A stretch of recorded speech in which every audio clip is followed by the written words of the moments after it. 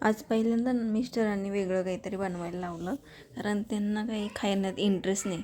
तर आज बोलले की रताळ्याचे गुलाबजाम. तर म्हटलं चला. तर मी रताळे घेतले उकडून आणि इथं मी ते चमच्याने बारीक करून घेतले उकडलेले. नंतर याच्यात मिल्क पावडर टाकली आहे.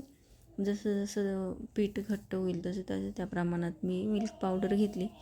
थोडासा बेकिंग सोडा घेतला आहे आणि इथं मिक्स करून घेतलं आहे चांगलं. बघू शकता चांगलं असं. आणि तूप पण टाकलं. तूप टाकल्यामुळं गोळा असं मऊसूत होतो चांगला. तर तूप टाकायचं आहे मस्तपैकी. बघू शकता खूप छान असं मस्त गोळा झाल्यानंतर मी इथं गुलाबजाम असे गोल गोल गोळे करून घेतले. बघू शकता तूप लावल्यामुळे अजिबात चिटकत वगैरे काही नाही. तर मस्त असे उपवासाचे गुलाबजाम एक एक करून असे सगळे पण गोळे करून घेतले आधी. तर खूप छान झालेले, खूप म्हणजे नक्की ट्राय करा. हे बघ सगळे गोळे तयार झाले. काही नाही, फक्त रताळे आणि मिल्क पावडर आणि बेकिंग सोडा बस एवढे 3 वस्तू लागतात. आता इथं मी तळून घेते एक एक टाकून. तेल गरम करून घेतलं आहे. मीडियम गरम आहे तेल. आणि मिडियम गॅसवर, कमी गॅसवरच आपल्याला इथं मी तळून घेतले गुलाबजाम.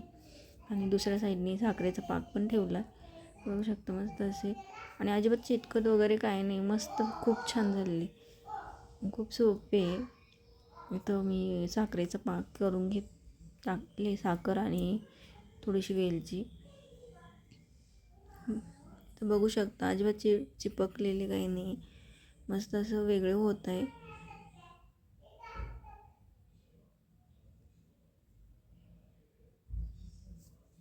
गोल्डन होईपर्यंत तळून घेतले तर छानपैकी.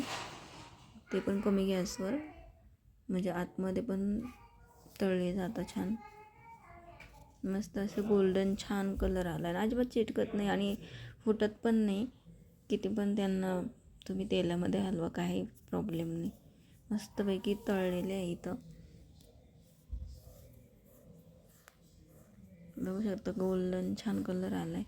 आणि इथं पाक पण तयार होतो आहे साखरेचा. आता मी इथं वाटीमध्ये काढून घेतला आहे तो थंड होण्यासाठी.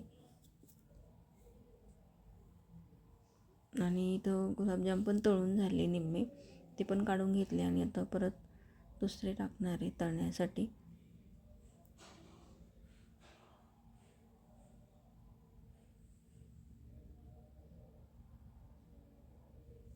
सगळे असे एकदा टाकून घेतले राहिलेले.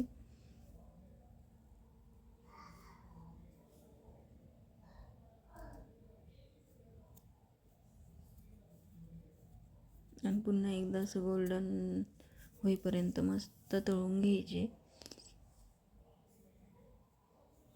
इथं तळून झाले आणि हे पण मी सगळे घेतले काढून आणि थोडेसे थंड होऊन द्यायचे. आणि मग हे साखरेच्या पाकात टाकणार आहे. बघू शकता मस्त असे छान तळून झाले.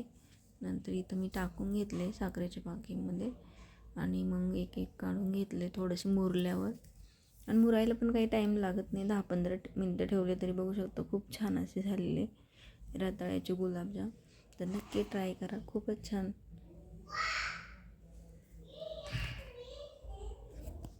रेसिपी आवडली असेल तर नक्की कमेंट करा.